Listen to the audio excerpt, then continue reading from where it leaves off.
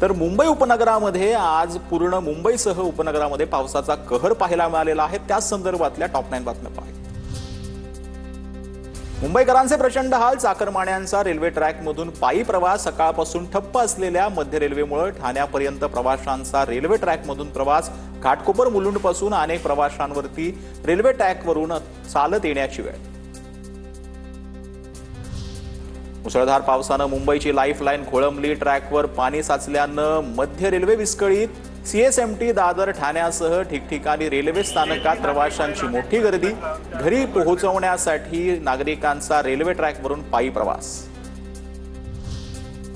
ठाणे, पालघर, सातारा जिल्ह्यातील शाळांना उद्या सुट्टी जाहीर, तर रत्नागिरी आणि सिंधुदुर्ग जिल्ह्यातील शाळांनाही सुट्टी। पावसाच्या अलर्टमुळे जिल्हा मनपा प्रशासनाची खबरदारी। उद्या सकाळी 6 पर्यंत मुंबईचं उपनगर ठाणे, रत्नागिरी, पालघर, रायगड, पुणे, नाशिकला रेड अलर्ट, तर सिंधुदुर्ग, कोल्हापूर, घाट, गडचिरोलीला ऑरेंज अलर्ट जारी।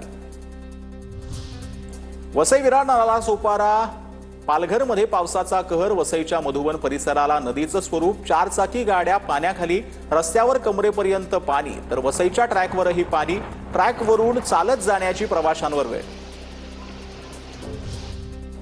वसईच्या मिठागर परिसरातून 400 नागरिकांना पाण्यातून बाहेर काढलं। मिठागर परिसराला पाण्याचा वेढा। गळ्या इतक्या पाण्यातून 100 कुटुंबातील 400 नागरिकांचं सुरक्षित ठिकाणी स्थलांतर, तर साजरा मोरी गावातील नागरिकांचं एनडीआरएफ कडून रेस्क्यू।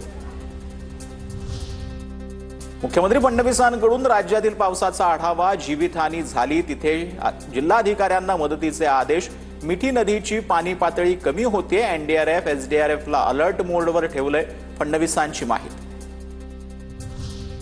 मुसळधार पावसामुळे मिठी नदीच्या पाणी पातळीत प्रचंड वाढ। नदीनं ओलांडली धोक्याची पातळी। मिठी नदीच्या काठावरील नागरिकांचं स्थलांतर, सतर्कतेचा इशारा। उपमुख्यमंत्री एकनाथ शिंदेंकडून मिठी नदीची पाहणी। मुसळधार पावसामुळे मिठी नदीची पाणी पातळी 3.9 मीटर इतकी वाढली। क्रांतीनगर, कुर्ला या परिसरातील सुमारे 350 नागरिकांचं स्थलांतर।